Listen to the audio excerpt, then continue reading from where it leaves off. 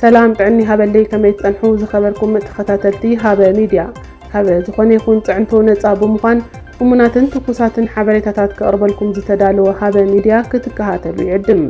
إن قروم مدلاوات بتكوسو نخبصحكم نشانلنا سبسكرايب بمغوار نايدول ملكت كتنخون لايكن شيرن بمغوار دما مدلاواتنا ناب خلوت كباصحو ختقبرو نلابو نلومي سوني شوعات تحدارنا بزدلنا يوم زينات كاسقركم على استزينا بنسمع كفلم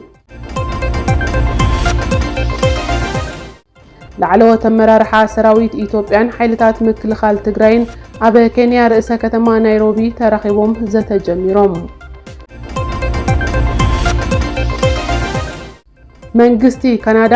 ኣብ ልዕሊ ህዝቢ ትግራይ ዝፍጸም ዘሎ ተግባር ዘርኢ ምጽናት ኣፍልጦን ኣቓልቦን ክህብን ቁልጡፍ ተግባራዊ ስጉምቲ ክወስድን ኣብ ጉዳይ ሰብኣዊ መሰላት ዝሰርሑ ሰብ ሞያ ጸዊዖም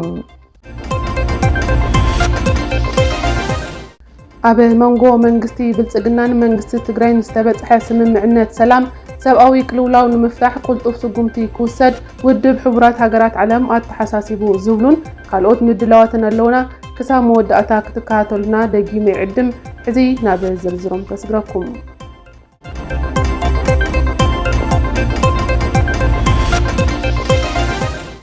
لعلوت وتدراوي حلفتي مكلخال إيثيوبيان حيلتات تግራይን ኣብ ርእሰ ከተማ ኬንያ ናይሮቢ ዝርርብ ጀሚሮም ኣብ ዝሓለፈ ሰሙን ኣብ መንጎ ተወከልቲ መንግስቲ ብልጽግናን መንግስቲ ትግራይን ዝተፈረመ ስምምዕነት ተኽሲ ደው ምባል ስዒቡ ኣብ ኣተገባብሩን ካልኦት ጉዳያትን لعلوት ወተደራዊ መራሕቲ ከም ዝዝትዩ እናተገለጸ ጸኒሑ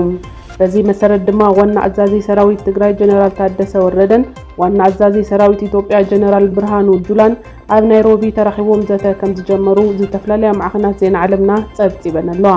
እዚ ኣብ መንጎ ወተደራዊ መራሕቲ ክልቲኦም ሓይልታት ዝካየድ ዘሎ ዝርርብ ኣብ ዙርያ ምፍታሕ ዕጥቅን ካልኦት ወተደራዊ ጉዳያትን ኣፈጻጽሙን ከምኡውን ተበጻሕነት ሰብኣዊ ረድኤትን መሰረታዊ ግልጋሎትን ከም ዝዝትሎም ትጽቢት ይግበር ይብል ጸብጻብ ዝተፈለለየ ማዕኸናት ዜና ዓለምና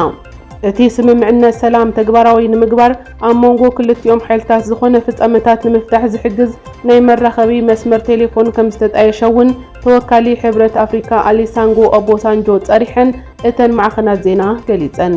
ኣብ ናይሮቢ ኣብ ዝካየድ ዘሎ ዘተ ፍሉይ ልኡኽ ሕብረት ኣፍሪካ ኣሊሳንጎ ኦቦሳንጆ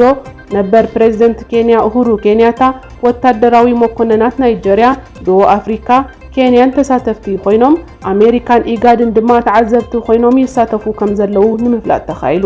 እቲ ሕዚ ኣብ ኬንያ ተጀሚሩ ዘሎ ዘተ ኣብ መንጎ ጀነራል ታደሰ ወረደን ጀነራል ብርሃኑ ጁላን ዝተገበረ ናይ ስልኪ ርክብ ስዒቡ ከም ዝኾነ ተገሊጹ እቲ ዝካየድ ዘሎ ዘተ ክሳብ ረቡዕ ክቕጽል ከም ዝኽእል ነቲ ጉዳይ ቅርበት ዘለዎም ወገናት ገሊጾም ይብል ጸብጻብ ሜሊ ኦንላይን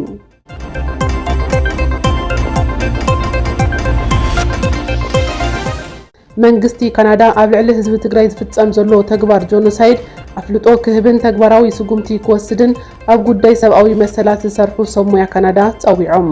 ነዚ ዝገለጹ እቶም ሰብ ሞያ ኣብ ትግራይ ዝፍጸም ዘሎ ተግባር ምጽናት ዘርኢ ጠጠው ክብልን ቁልጡፍ ስጉምቲ ክውሰድን ንኣባላት ኮሚቴ ባይቶ ተወከልቲ ካናዳ ብመረዳእታ ዝተደገፈ ጽሑፍ ኣብ ዘቕረብሉ እዋን እዩ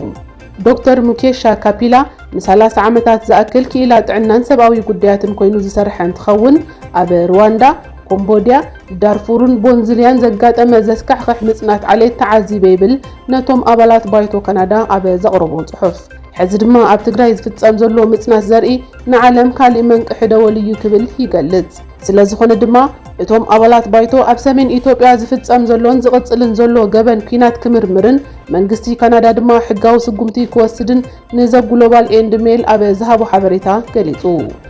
ከመገላልጻ ዶክተር ካፒላ ኣብ ትግራይ ኣብ ልዕሊ ሰላማውያን ሰባት ዝተዋደደ መጥቃዕቲ ይፍጸም ከም ዘሎን ከምኡውን ምኽልካል ቀረብ መግቢ መድሓኒት ምዕናው ከተማሃትን ገጠርን ካልኦት ተግባራትን ብመሓውርን ትእዛዝን ሰበስልጣን ኢትዮጵያን ኤርትራን ዝተዋደደ እዩ ክብል ምስክርነቱ ይህብ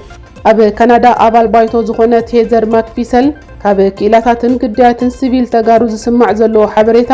ኣብ ትግራይ ዝፍጸም ዘሎ ምጽናት ዘርኢ ምዃኑ ዘመላኽት እዩ ክትብል ንዘ ግሎባል ተዛሪባ እቶም ኣባላት ባይቶ በቶም ዝግለጹ ዘለዎ መሰኻኽር ተደሪኾም ጉዳይ ትግራይ ኣብ ባይቶ ካናዳ ብህጹጽ ክርአን ግብራዊ ስጉምቲ ክረክብን ከም ዝደፍኡ ገሊጾም ኩናት ትግራይ ካብ ዝጅምር ብሰንኪ ጥሜት ስእነት መድሓኒትን ሕክምናን ጾታዊ ጥቃዓት ደቂ ኣንስትዮ ሰላማውያን ሰባት ዘነጻጸረ ደብዳብን ልዕሊ 600,000 ሰላማውያን ተጋሩ ከም ዝሞቱ ተመራመርቲ ዩኒቨርሲቲ ቤልጅየም ጸሪሑ ዘግሎባል ጸብጺቡ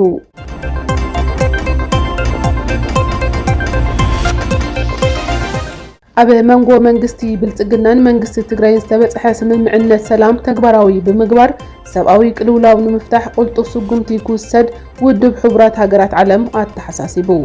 ውድብ ሕቡራት ሃገራት ዓለም ዘተ ሰላም ኢትዮጵያ ኣመልኪቱ ኣብ ዘውጽኦ መግለጺ ብክልቲኦም ወገናት ዝተወሰደ ስጉምቲ ዝናኣድ ከም ዝኾነን ሕዚ እውን ኣብ ተበጻሕነት ሰብኣዊ ሓገዝ ግን ቁልጡፍ መፍትሒ ክግበር ጸዊዑ ኣብ ትግራይ ኣስታት 5.2 ሚልዮን ሰባት ሰብኣዊ ሓገዝ ከም ዝጠልቡን 3.8 ሚልዮን ድማ ክንክን ጥዕና ከም ዘድልዮም ዝገለጸ እቲ ውድብ ነዚኣቶም ብቁልጡፍ ዘድልዮም ሓገዝ ክረኽቡ ኣተሓሳሲቡ እቲ ብኣደራዳርነት ሕብረት ኣፍሪካ ዝተፈረመ ስምምዕነት ተኽሲ ደው ምባል ዋና ጸሓፊ ውድብ ሕቡራት ሃገራት ዓለም አንቶኒዮ ጉተሬስ ሕጉስ ከም ዝገበሮም ብምግላጽ ኣብዚ ማሕበረሰብ ዓለም ነቲ ተባዕ ስጉምቲ ክድግፍ ጸዊዖም ይኹን እምበር ይብሉ ጉተሬስ بمليونات زغطر هزبي قلطف سباوي حاجز كم زدليو أب جمت بمتاو تخرج تواهي ولو كسرح اللي يجب إلهم يبل global construction review زتبها لتكال أب زوج وحبرتها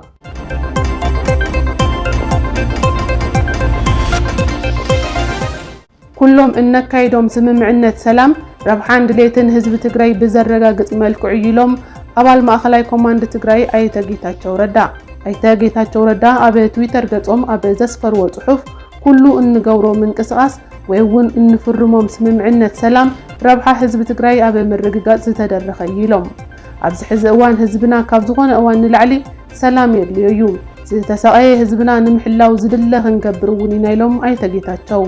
بتوسخون يبلو أي تجيتاتشو إحنا نقلس زلنا حقوس هزبي سلازخونا زي كونس كم هزبي هلوننا أو حدقا سلازليو سلازي سمم عنا سلام هلوننا كالرقاقز انتقلو نمنتاي زي نفتنو يلوم أي تجيتاتشو أبي زحفهم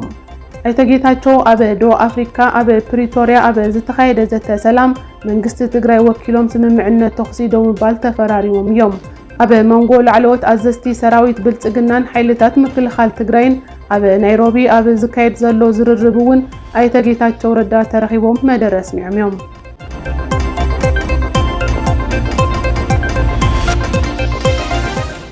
زي خبركم متخطاتلتنا علتاوي زينهاتنا ازياتهم يمسلو نيروم نمكتالكم كبرتي هابلنا هابا ميديا بحوار النعبيو ناتاتكم ميديا يو